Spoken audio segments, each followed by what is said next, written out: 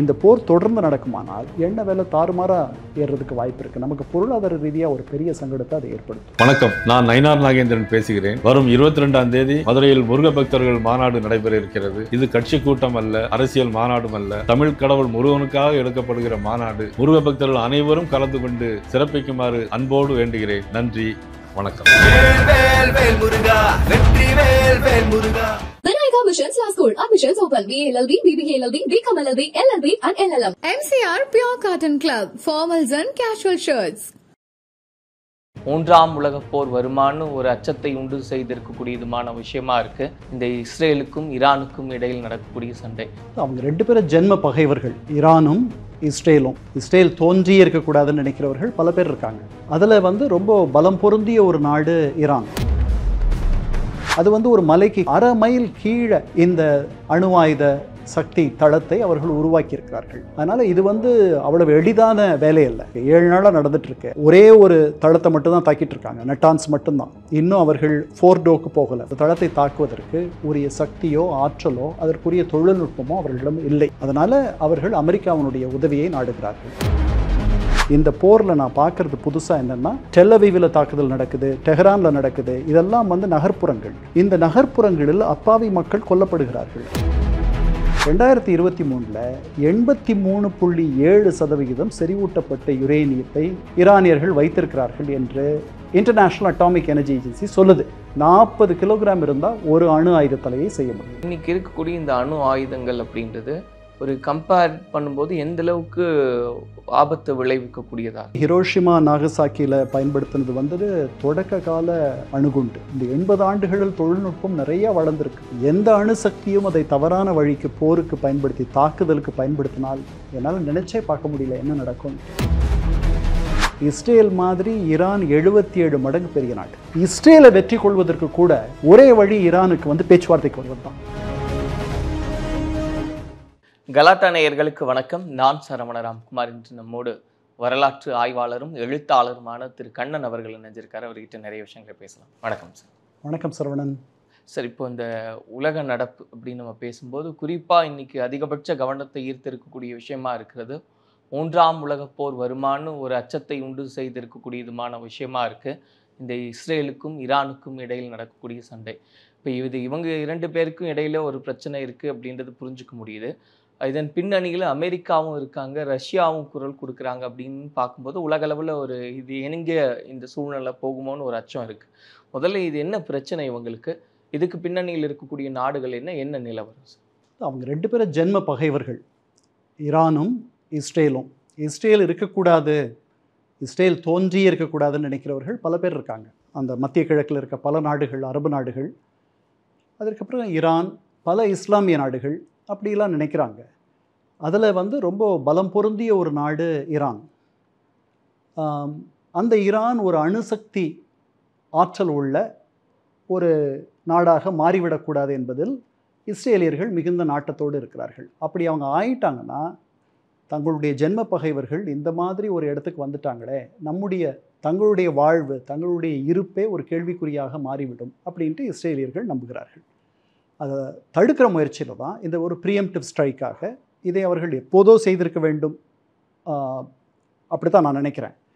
அவர்கள் இப்போது அதை செய்வதற்கு காரணம், இவ்வளவு நாள் அமெரிக்க அதிபர்கள் அவர்கள் கையை பிடித்து வைத்திருந்தார்கள். இல்லைனா இஸ்ரேலியர்கள் இதை முதலே பண்ணியிருப்பாங்க. அவங்க 81 ஈராக் இந்த மாதிரி ஒரு முயற்சியில் இறங்கும்பொழுது அப்படி பண்ணிட்டாங்க. 2007 சிரியா அந்த மாதிரி ஒரு முயற்சியில் இறங்கும்போது இதே மாதிரி தடுப்பு தாக்குதல் நடத்தி நிர்மூலமாக்கினாங்க. ஆனால் இதெல்லாம் நடக்கிறத பார்த்த பிறகு ஈரானியர்கள் இந்த அணு சக்தியை தேடி நாடி சென்றார்கள். அதனால் அவர்கள் என்ன பண்ணியிருக்காங்க, ஃபோர்டோன்னு ஒரு தளத்தில், அது ஒரு மலைக்கு கீழே, ஒரு 1/2 மைல் கீழே இந்த அணு ஆயுத சக்தி தளத்தை அவர்கள் உருவாக்கியிருக்கிறார்கள். அதை தாக்குவதற்கு ஆன வலிமை அது மட்டுமல்ல, இன்னும் பல இடங்களில் அவர்கள் வைத்திருக்கு. நட்டான்ஸ்னு ஒரு இடம் இருக்குது, இஸ்ஃபஹான்னு ஒரு இடம் இருக்குது. இது தவிர அவர்கள் நியூக்ளியர் ரியாக்டர் வச்சுருக்கிற புஷர்னு ஒரு இடம் இருக்குது. அங்கேருந்து மின்சார சக்தியை உருவாக்குகிறார்கள். அதனால் இது அவ்வளவு எளிதான வேலை இல்லை. இந்த ஈராக்கில் பண்ண மாதிரி, சிரியாவில் பண்ண மாதிரி இஸ்ரேலியர்கள் போய் அடிச்சுட்டு வந்துடும். 6 நாளாக நடந்துகிட்ருக்கு, 7 நாளாக நடந்துகிட்ருக்கு. அவர்களால் ஒரு அளவுக்கு தான் ஒரே ஒரு தளத்தை மட்டும்தான் தாக்கிட்டு இருக்காங்க, நட்டான்ஸ் மட்டும்தான். இன்னும் அவர்கள் ஃபோர்டோவுக்கு போகலை. ஃபோர்டோவை தாக்குவது என்பது அது ஒரு முக்கியமான தளம். அந்த தளத்தை தாக்குவதற்கு உரிய சக்தியோ ஆற்றலோ அதற்குரிய தொழில்நுட்பமோ அவர்களிடம் இல்லை. அதனால் அவர்கள் அமெரிக்காவினுடைய உதவியை நாடுகிறார்கள்.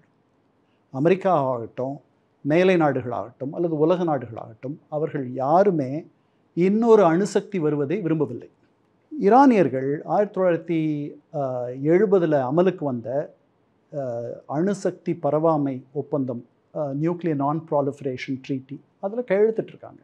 அது கீழே வந்து அணுசக்தியை அமைதிக்கான வழிகளில் மட்டுமே பயன்படுத்துவது, அதாவது மின்சார சக்தி, மருத்துவம், இது மாதிரி. சமீப காலங்களில் இந்த 2000க்கு பிறகு அவர்களுடைய போக்கு மாறி போயிடுச்சு. அவர்கள் அந்த யுரேனியத்தை அவர்கள் செறிவூட்டிய விதம், அவர்கள் ஆயுதத்தை நாடி போகிறார்கள், இதை ஆயுத தலையாக மாற்றுவதற்கு அவர்கள் முற்படுகிறார்கள்ன்ட்டு வல்லுநர்கள் எல்லாரும் ஒரு முடிவுக்கு வந்தாங்க. பல பொருளாதார தடைகளுக்கு ஆட்பட்டார்கள் ஈரானியர்கள்.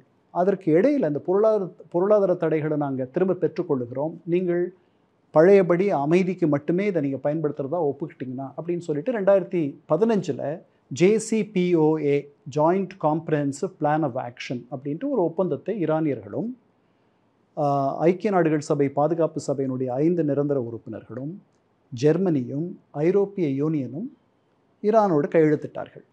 2018 ட்ரம்ப் அதிபராக வந்தவுடன் இது ஒரு மிக மோசமான ஒரு ஒப்பந்தம், இது போதுமான அளவை ஈரானியர்களை கட்டுப்படுத்தவில்லை, அவர்கள் நினைத்ததை செய்ய முடியும்னு சொல்லிட்டு இவர் என்ன பண்ணார், அதிலிருந்து திரும்ப விலகிட்டார். விலகின உடனே இவர்கள் மேலே இருந்த தடைகள் எல்லாம் போயிடுச்சு. இவர்களை யாரும் பெரிதாக பார்க்கவில்லை. இவர்கள் என்ன பண்ணாங்க, இன்டர்நேஷ்னல் அட்டாமிக் எனர்ஜி ஏஜென்சின்னு ஒரு நிறுவனம் இருக்குது, அதில் 35 நாடுகள் இருக்காங்க. அது ஒரு ஐநா சபையினுடைய துணை ஸ்தாபனம், அது ஒரு சுதந்திர அமைப்பு, அது வந்து வியனாவில் இருக்குது. அவர்கள் இந்த ஒப்பந்தத்துக்கு பிறகு கண்காணிப்புக்காக கேமரா பொருத்தியிருந்தார்கள். இவர்கள் யுரேனியத்தை எங்கேருந்து எங்கே நகர்த்துறாங்க, எவ்வளவு யுரேனியம் வச்சுருக்காங்க, அந்த யுரேனியத்தை எவ்வளவு செறிவூட்டுறாங்க, இவங்ககிட்ட எத்தனை சென்ட்ரிஃபியூஜ், இந்த கலன்கள் அந்த செறிவூட்டுறதுக்கு பயன்படுத்துறது அது எத்தனை இருக்குது. ஃபோர்டோவில் மட்டும் 3000 சென்ட்ரிஃபியூஜஸ் இருக்கிறதா ஒரு பேச்சு இருக்குது. அது வந்து கிட்டத்தட்ட ஒரு 50,000 சதுர அடிக்கு மேலே இருக்க ஒரு ஃபெசிலிட்டி. இது ஒரு 1/2 மைல் கீழே அவங்க பண்ணியிருக்காங்க. இது ஒரு தளம். இது மாதிரி நட்டான்ஸில் இருக்குது, இஸ்பஹானில் இருக்குது, வேறு சில இடங்கள்லையும் இவர்கள் மறைத்து வைத்திருக்கலாம் என்ற எண்ணம் இருக்குது. நமக்கு முழுமையாக உலக நாடுகளுக்கு தெரியும்னு சொல்ல முடியாது. அப்போது இந்த இன்டர்நேஷ்னல் அட்டாமிக் எனர்ஜி ஏஜென்சி 2023 உங்களுக்கு வந்து யுரேனியத்தை 3.67% செறிவூட்டினா மின்சாரம் தயாரிக்கலாம். 90% நீங்கள் செறிவூட்டினீங்கன்னா அணு ஆயுதமாக மாற்றிவிடலாம். 2023 83.7% செறிவூட்டப்பட்ட யுரேனியத்தை ஈரானியர்கள் வைத்திருக்கிறார்கள் என்று இன்டர்நேஷ்னல் அட்டாமிக் எனர்ஜி ஏஜென்சி சொல்லுது. இப்போ போன வியாழன் அன்னைக்கு அவர்கள் இந்த நியூக்ளியர் நான் ப்ராலிஃபரேஷன் ட்ரீட்டியினுடைய அந்த ஷரத்துகளிலிருந்து அதை மீறுகின்ற வேலையில் அவர்கள் ஈடுபட்டிருக்கிறார்கள்னு சொல்லிட்டு ஒரு தீர்மானத்தை அந்த ஏஜென்சி நிறைவேற்றுச்சு. அதற்கு அடுத்த நாளோ இஸ்ரேலியர்கள் தாக்க ஆரம்பித்து விட்டார்கள்.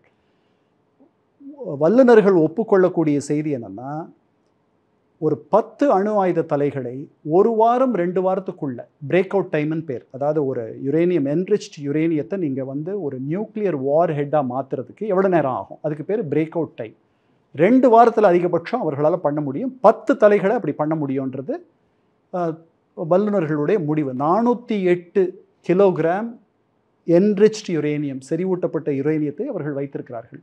40 கிலோகிராம் இருந்தால் ஒரு அணு ஆயுத தலையை செய்ய முடியுமா? இப்போ ஒரு கம்பேரிசனுக்காக கேட்குறேன் சார். இன்றைக்கி இருக்கக்கூடிய இந்த அணு ஆயுதங்கள் அப்படின்றது ஒரு கம்பேர் பண்ணும்போது எந்த அளவுக்கு ஆபத்தை விளைவிக்கக்கூடியதாக இருக்குது? அதாவது ஹிரோஷிமா நாகசாக்கியில் பயன்படுத்தினது வந்து தொடக்க கால அணு ஆயுதம், அணுகுண்டு. அது வந்து பேபி ஆட்டம் பாம்புன்னு நீங்கள் சொல்லலாம். ஒரு குழந்தை எப்படி எவ்வளவு சின்னதோ அந்த மாதிரி அதனுடைய வீரியம் அவ்வளவு குறைச்சல். அதுவே அவ்வளவு நாசத்தையும் அவ்வளவு சீரழிவையும் ஒரு மிகுந்த பேரழிவை அது ஜப்பானியர்களை ஆட்படுத்தியது. இன்றைக்கி வந்து இது நடந்து 75-80 ஆண்டுகள் ஆக போகுது. இந்த 80 ஆண்டுகளில் தொழில்நுட்பம் நிறையா வளர்ந்துருக்கு. எந்த அணுசக்தியும் அதை தவறான வழிக்கு, போருக்கு பயன்படுத்தி, தாக்குதலுக்கு பயன்படுத்தினால் என்னால் நினைச்சே பார்க்க முடியல என்ன நடக்கும்ன்ட்டு. இது வந்து அமைதிக்காக இப்போ ஃப்ரான்ஸில் வந்து நியூக்ளியர் ரியாக்டர்ஸ் இருக்காங்க, நாமே இங்கே கூடங்குளத்தில் வச்சுருக்கோம், அதிலிருந்து மின்சார சக்தி தயாரிக்கிறோம். ஏன்னா அந்த தொழில்நுட்பத்தில் நீங்கள் வந்து நிறைய நிறைய எனர்ஜி பண்ணலாம், நிறைய சக்தியை நீங்கள் உருவாக்கலாம். அதனால் அதை பீஸ்ஃபுல் பர்பஸஸ்க்கும் பயன்படுத்தலாம். கேன்சரை க்யூர் பண்ணுறதுக்கு, கேன்சருக்கு மருத்துவத்திற்கு யுரேனியம் 235 ஐசோடோப் வந்து அதெல்லாம் கூட பயன்படுத்துகிறாங்க. அதனால் யுரேனியத்தினால் உங்களுக்கு ஆக்கமும் உண்டு, பேரழிவும் உண்டு. இந்த பாதையில் இவர்கள் போகக்கூடாதுன்ட்டு உலக நாடுகள் நினைக்கிறாங்க. அதை கட்டுப்படுத்த முயற்சி பண்ணிகிட்டு இருக்காங்க. ட்ரம்ப் 2வது முறை வந்த பிறகு ஒரு 60 நாள் கெடு கொடுத்து 5 முறை பேச்சுவார்த்தை நடத்தியிருக்கார். அவருடைய சிறப்பு தூதர் விட்காஃப்ன்ட்டு ஒருத்தர், அவரோட அவரும் ஒரு ரியல் எஸ்டேட் அதிபர், அவர் இவங்களோட போயிட்டு ஒமானோட மத்தியஸ்தத்தினால 5 முறை நடந்துச்சு. போன ஞாயிற்றுக்கிழமை 6வது முறையாக அவர்கள் சந்திக்க இருந்தார்கள். அதற்கு முன்னாடி இந்த தாக்குதல் தொடங்கிடுச்சு. ஏனால் இந்த பேச்சுவார்த்தைகள் வெற்றி பெறக்கூடாது என்பதில் இஸ்ரேலியர்கள் மிகுந்த ஆர்வத்தோடு இருக்கிறார்கள். அவர்களுக்கு வந்து இந்த ஜென்ம பகையினுடைய ஆற்றலை முழுவதுமாக முடித்துவிட வேண்டும். அது முடியாது அவர்களுக்கு. அமெரிக்காவுடைய உதவி இல்லாத அவர்களால் அதை பண்ண முடியாது. அந்த ஃபோர்டோன்ட்டு அரை மைல் கீழே அவங்க வச்சுருக்காங்களே, அந்த தளத்தை வந்து அவர்கள் தாக்கணும்னா அதுக்குரிய ஆற்றலோ தொழில்நுட்பமோ வல்லமையோ அவர்கள்ட்ட இல்லை. அது இருக்கக்கூடிய ஒரே நாடு அமெரிக்கா. அது ஒரு 30,000 பவுண்டு குண்டு போட்டால் தான் அதை தாக்க முடியும், அதை தகர்க்க முடியும். அதுவும் ஒரு முறை இல்லை, பல முறை அந்த குண்டை போடணுமா. அதை வச்சிருக்க ஒரே நாடு அமெரிக்கா. அதை தாங்கி கொண்டு போகக்கூடிய விமானமும் அமெரிக்காவிடம் மட்டும்தான் இருக்குது. ஸோ முந்தா நாள் வந்து அந்த குண்டை அவர் பயன்படுத்துவாரா மாட்டாரா அப்படின்னு கேட்கும் பொழுது ஐ மே நாட், நான் பயன்படுத்தலாம், பயன்படுத்தாமல் போகலாம், யாருக்குமே நான் என்ன பண்ண போகிறேன்றது தெரியாதுன்னு சொல்லிட்டார் ட்ரம்ப். நேற்றிரவு அவருடைய செய்தி தொடர்பாளர், செய்தி செயலாளர் 2 வாரத்துக்கு பிறகு தான் அந்த முடிவை எடுக்க போகிறார் அவர். இந்த போரில் அவரும் பங்கெடுத்துக்கலாம். இது வரைக்கும் அமெரிக்கா பங்கெடுத்துக்கல, தாக்குதல்களில் எதுவும் பங்கெடுத்துக்கல. ஆனால் இஸ்ரேல் தற்காப்பு செய்வதற்கெல்லாம் உதவுது. அங்கேருந்து ஈரான்லேருந்து வரக்கூடிய ஏவுகணைகளை தடுப்பது, அதிலெல்லாம் வந்து அமெரிக்காவுடைய உதவி இருக்குது. மற்ற நாடுகள் கூட, ஒருவேளை பிரிட்டன் கூட உதவலாம் அப்படின்னு நான் நினைக்கிறேன். முன்னாடியும் அவர்கள் உதவினார்கள். அதெல்லாம் நடந்துகிட்ருக்கு. இந்த 2 வாரத்தில் இன்றைக்கி நம்ம பேசிகிட்டு இருக்கும் பொழுது 3 வெளியுறவு அமைச்சர்கள், ஜெர்மனி, ஃப்ரான்ஸ், இங்கிலாந்து, 3 பேரையும் ஜெனீவாவில் நினைக்கிறேன் ஈரானுடைய வெளியுறவு அமைச்சர் அராக்ச்சி சந்திக்கிறார்.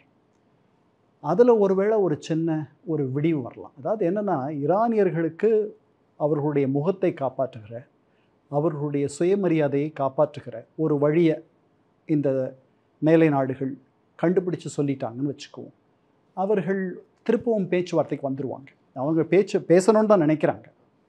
ஆனால் நீங்கள் அவங்கள ஒரு பக்கம் அடிச்சுக்கிட்டே இருக்கும் பொழுது இல்லை, அதுதாங்க கேட்க வந்தேன் சார். இப்போ இஸ்ரேலோடைய நிலைப்பாடு வந்து அமெரிக்காவும் ஈரானும் பேச்சுவார்த்தை நடத்தக்கூடாது. ஆமாம், ஏன்னா இது முற்றிலுமாக வேற இருக்கப்படணும்னு நினைக்கிறாங்க. ஆனால் ஈரான் வந்து நேரடி பேச்சுவார்த்தைக்கு வர மறுக்கிறாங்க அப்படின்னா, அப்போ அவங்களும் இதை கண்டினியூ பண்ணுவோம் அப்படின்ற முடிவில் இல்லை. அவங்க என்ன சொல்கிறாங்க, இஸ்ரேலியர்கள் வந்து அவர்கள் செய்கின்ற தாக்குதலை நிறுத்தக்கூடிய சக்தி அமெரிக்கா கிட்ட இருக்குன்னு நினைக்கிறாங்க. அவங்க அது இருக்கான்னு எனக்கு தெரியல. ஏன்னா அமெரிக்காவால் இஸ்ரேலை கண்ட்ரோல் பண்ண அப்படி தான் இருக்குது. இந்த நெட்டன்யாகு வந்து அதெல்லாம் மீறி போயிட்டாருன்னு நினைக்கிறேன் நான். அவரை வந்து கட்டுப்படுத்த முடியாது. ஏன்னா இப்போ அமெரிக்க அதிபராக நீங்கள் இருக்கிறீங்க அப்படின்னா, இஸ்ரேலை நீங்கள் ஆதரிக்காமல் இருக்கக்கூடிய ஒரு நிலையை எடுக்கவே முடியாது. ஏன்னா வரலாறு ரீதியாக எல்லா அமெரிக்க அதிபர்களும் இஸ்ரேல் தொடங்கின காலத்திலிருந்து இஸ்ரேலுக்கு ஆதரவாகத்தான் செயல்பட்டு இருக்கிறார். என்ன நிர்பந்தம்? ஏன்னா அங்கே நிறைய யூதர்கள் இருக்காங்க. அவர்கள் மிகப்பெரிய பொறுப்புகளில் இருக்கிறார்கள். 2ஆம் உலகப் போருக்கு பிறகு வந்து யூதர்கள் மீது ஒரு பெரிய அனுதாபம் உலகளவில் இருந்தது. அவர்கள் பட்ட அல்லல்கள், அவர்கள் பட்ட துன்பங்கள், 60 லட்சம் யூதர்கள் கொல்லப்பட்டார்கள் அப்படின்றதெல்லாம். அதனால தான் அந்த நாடே உருவாச்சு. இஸ்ரேல் உருவானதற்கு அது உருவானதற்கு மிக முக்கிய காரணம் நாட்சி அரசனுடைய கொடுமைகள். அதனால் அப்போ இருந்து அமெரிக்கா ஒரு சார்பு தன்மையாக தான் இருந்திருக்கு. ஆனால் 2 நாடுகளை வந்து அது ரொம்ப முக்கியமாக பார்க்குது தன்னுடைய வெளியுறவு கொள்கைக்கு. ஒன்று சவுதி அரேபியா, இன்னொன்று இஸ்ரேல். இந்த 2 நாடுகளோடவும் ரொம்ப நட்பாக இருக்குது அமெரிக்கா. இந்த 2 நாடுகளும் மத்திய கிழக்கில் ஸ்திரத்தன்மைக்கு மிக முக்கியமான நாடுகள்னு அமெரிக்கா நினைக்குது. இப்போ இவர் வந்து ட்ரம்ப் சொன்னதை கேட்டிருக்க மாட்டார் அப்படின்ற நிலையை மீறிட்டார்னு நான் சொன்னேன் இல்லையா? ஏன்னா அமெரிக்கர்களுக்கு வேறு வழியே கிடையாது. நாங்கள் இஸ்ரேலை ஆதரிக்க மாட்டோம்னு எந்த அதிபரும் சொல்லக்கூடிய நிலையில் இல்லை. ட்ரம்ப் கூட சொல்ல முடியாது. அந்த மாதிரி தான். ஏன்னா அவருடைய செல்வாக்கு சரியலாம். ஆனால் ஒரு அளவுக்கு அவர்கள் இன்ஃப்ளூயன்ஸ் செய்யலாம், கட்டுப்படுத்தலாம். பட் அந்த நிலை மீறிடுச்சுன்னு நான் நினைக்கிறேன். ஆனால் இஸ்ரேலியர்களால் இதை முழுமையாக அழிக்க முடியாது. அமெரிக்க உதவியோடு தான் அழிக்கணும். அதனால் இந்த பேச்சுவார்த்தைகளுக்கு ஈரானியர்கள் அவர்களுடைய தற்பெருமை, சுயமரியாதை அதெல்லாம் ஒரு புறம் இருந்தாலும் கூட அவர்கள் இன்னும் கொஞ்சம் இணக்கமாக வந்து இந்த ட்ரம்ப்புக்கு ஒரு ஒரு ஒரு காரணத்தை தந்து விடாமல் தடுத்து விட்டார்களானால் நல்லது. அதை உலகம் புரிஞ்சுக்கும். இவர்கள் இணங்கிட்டாங்க, இந்த தாக்குதலுக்கு பயந்து அவர்கள் ஒப்புக்கொண்டார்கள் அப்படிலாம் நினைக்கணும்னு எனக்கு தோணலை. ஈரானியர்கள் வரலாம், அவர்கள் அப்படின்னு, ஏன்னா அவங்க டெஹ்ரானில் இந்த தாக்குதல் நடக்குது. டெஹ்ரானில் 1 கோடி மக்கள் வாழ்கிறாங்க. இந்த போரில் நான் பார்க்குறது புதுசாக என்னென்னா, டெல்லவீவில் தாக்குதல் நடக்குது, டெஹ்ரானில் நடக்குது. இதெல்லாம் நகர்ப்புறங்கள்.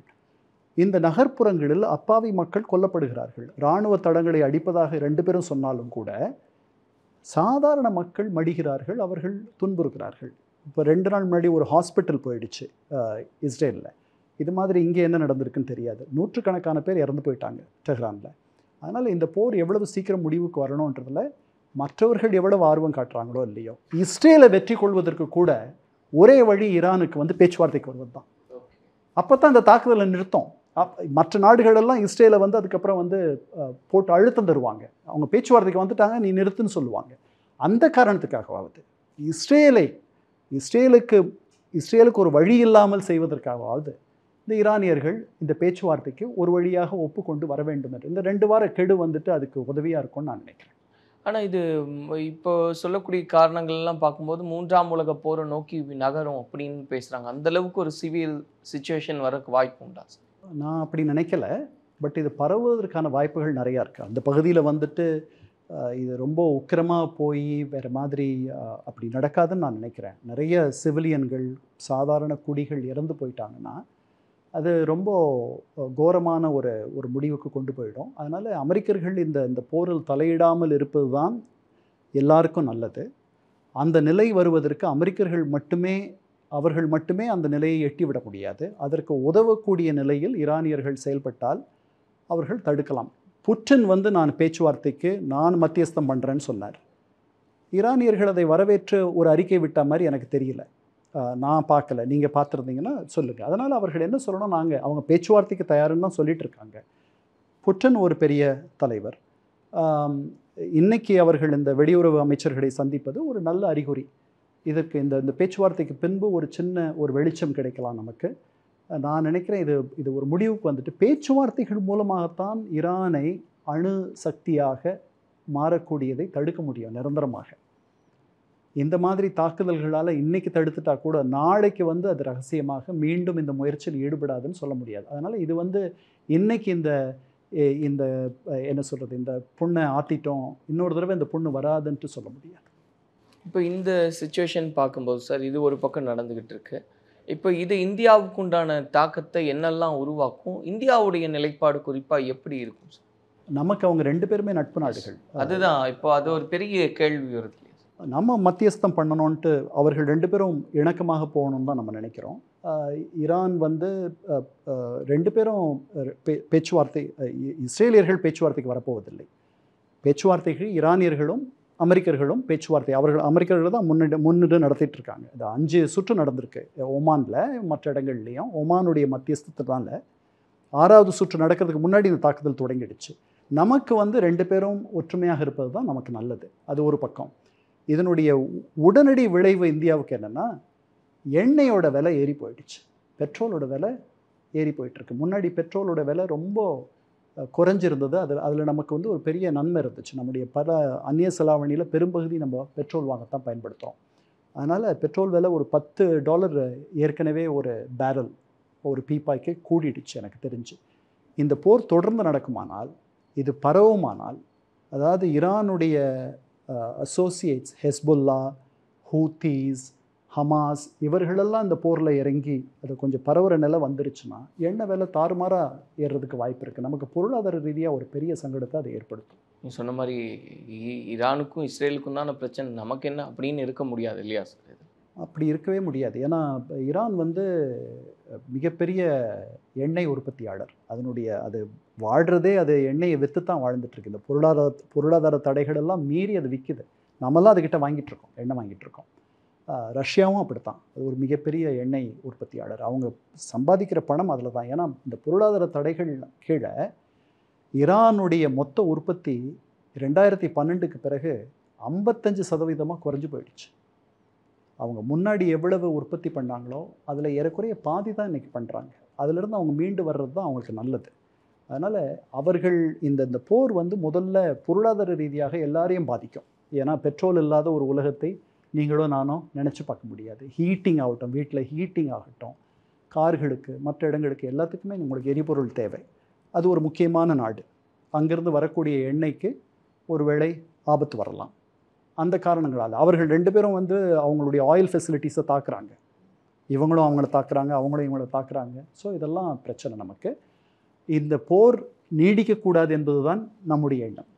இந்தியாவுடைய நடவடிக்கைகள் பார்க்குறோம் சார். அங்கே இருக்கக்கூடிய இந்தியர்கள் நாடு திரும்புறதுக்கு என்ன நடவடிக்கை எடுக்கணுமோ அதெல்லாம் எடுக்கிறாங்க. அந்த மாதிரி என்னெல்லாம் இப்போதைக்கு எடுத்திருக்கக்கூடிய ஸ்டெப்ஸாக இருக்குது? இல்லை, அதான் அங்கேருந்து ஒரு ஃப்ளைட் வருது போல இருக்குது. அங்கே இருக்க இந்தியர்களை வந்து வெளியேற்ற அங்கே இருக்க எல்லா நாடுகளுமே அவர்களுடைய குடிமக்களை அங்கேருந்து திரும்ப பெறுவதில் ஆர்வமாக இருக்கிறார்கள். ஏன்னா இஸ்ரேல் வந்து ரொம்ப சின்ன நாடு.